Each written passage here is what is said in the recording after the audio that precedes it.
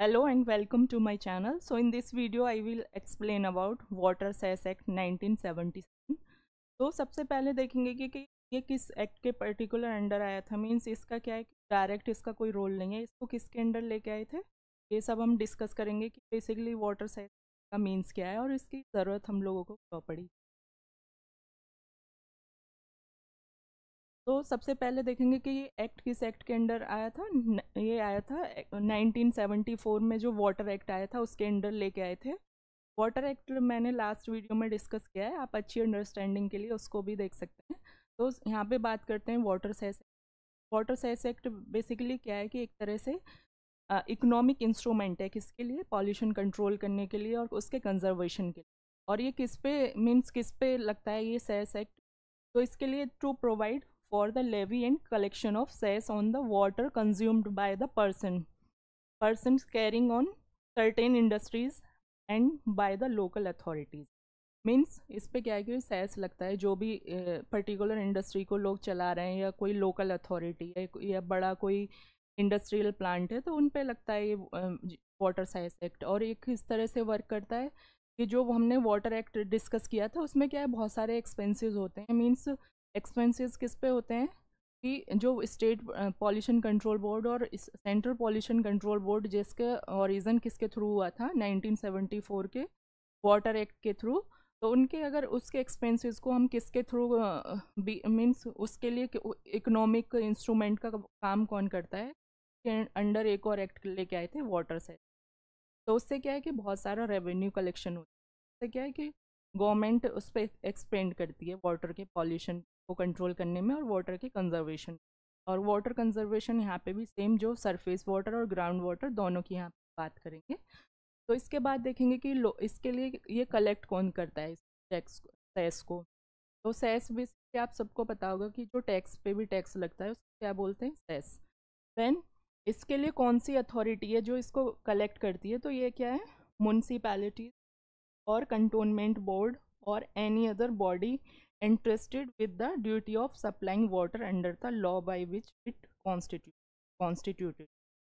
Means इसमें क्या है कि जो इसका सर्विलियंस बेसिकली जो लोकल अथॉरिटीज़ म्यूनसिपैलिटीज़ हो गए या जो भी इस पर्टिकुलर एक्ट के अंडर जो भी प्रोवाइड किए गए हैं जिनको एम्पावर किया गया है वो सारी जो अथॉरिटी इसका कलेक्शन को लेके वर्क करती हैं। और इसका ये कब इम्प्लीमेंट हुआ था, मीन्स कब एग्जिस्टेंस में आया था ये पर्टिकुलर एक्ट? तो ये आया था December 7, 1977। इसके बाद देखेंगे कि इसमें बेसिकली क्या क्या प्रोसीजर हैं।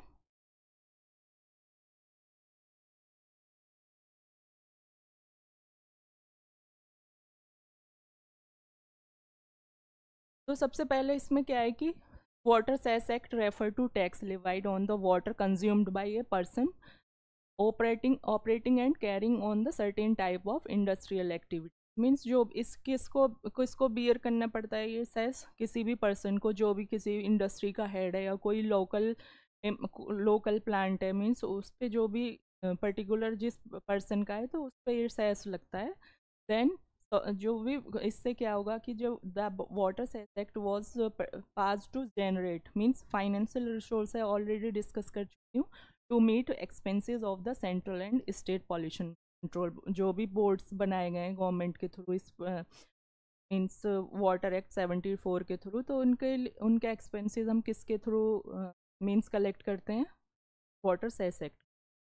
देन इसमें क्या है कि जो सेंट्रल गवर्नमेंट है वो डिडक्ट करती है। पहले क्या है कि कुछ कुछ पोर्शन सेंट्रल गवर्नमेंट के पास रहेगा, देन उसको जब वो डिडक्ट कर लेते हैं तब उसको किसको दे देते हैं? जो स्टेट पर्टिकुलर स्टेट को दे देते हैं। और स्टेट में आपको ये पता होगा कि जो वाटर है वो कैसा सब्जेक्ट है? स्टेट का सब्जेक्ट है। तो स्टेट गवर्नमेंट को ये प्रोवाइड करते हैं और स्टेट गवर्नमेंट में जो भी बोर्ड हैं इस पर्टिकुलर एक्ट के थ्रू उनको उनका जो एक्सपेंस है उन इसके थ्रू निकलता है। देन इसमें एक लास्ट और बहुत ज़्यादा इम्पोर्टेंट पॉइंट है कि ये इनक्रेज भी करता है कैपिटल इन्वेस्टमेंट के लिए। इसको जो भी पर्टिकुलर इंडस्ट्रियल प्लांट है, मींस अगर आप जितना पॉल्यूशन करते हैं अगर आप उसके ट्रीटमेंट पे भी करते हैं वर्क करते हैं, सपोज करिए आपने कोई कैपिटल इन्वेस्टमेंट किया, बहुत सारे इसमें क्या है कि इंस्ट्रूमेंट होते हैं, हम फॉरेन जो कंट्रीज़ हैं उनकी हेल्प लेते हैं और उनसे क्या है कि इंपोर्ट करते हैं बहुत सारे जो एडवांस इंस्ट्रूमेंट हैं, उससे पॉल्यूशन कंट्रोल होता है। तो इससे क्या है कि अगर कोई पर्टिकुलर कंपनी उस पर कैपिटल इन्वेस्टमेंट करती है तो उसको रिवार्ड भी मिलता है, मीन्स उसको रिबेट, अगर वो इसको रिबेट करने में वर्क करती है, रिबेट मीन्स कम करना किसी भी पर्टिकुलर पॉल्यूशन को, तो उसके लिए क्या है कि 70% तक का क्या है कि उसको रिबेट हो जाता है, कम कर देता है जो सेस होता है। तो इसमें क्या है कि अगर आपको पेनल्टी, आप मीन्स आप पे सेस 100 रुपीज़ लगता है, तो आप उसमें क्या है 70 रुपीज़ तक आप सेव कर सकते हो। कब कर सकते हो? जब आप उस पर्टिकुलर वाटर जो आपने पॉल्यूशन पॉल्यूशन हुआ है आपके इंडस्ट्रियल प्लांट से, अगर आप उसको उसके मीन्स कंजर्वेशन पे या उसके पॉल्यूशन कंट्रोल पे वर्क करते, वो पे आपको अच्छे से समझ आया होगा। अगर एक बार समराइज करें तो ये जो वाटर सेस एक्ट किसके थ्रू आया था? Water act 1974।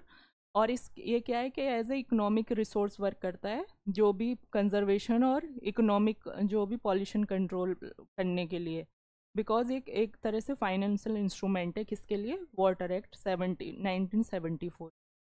और इसमें क्या है कि बहुत सारे हमने पॉइंट डिस्कस किए थे कि सेंट्रल गवर्नमेंट कलेक्ट करती है, देन डिडक्ट करके स्टेट को वो ट्रांसफ़र कर देते हैं फंड को।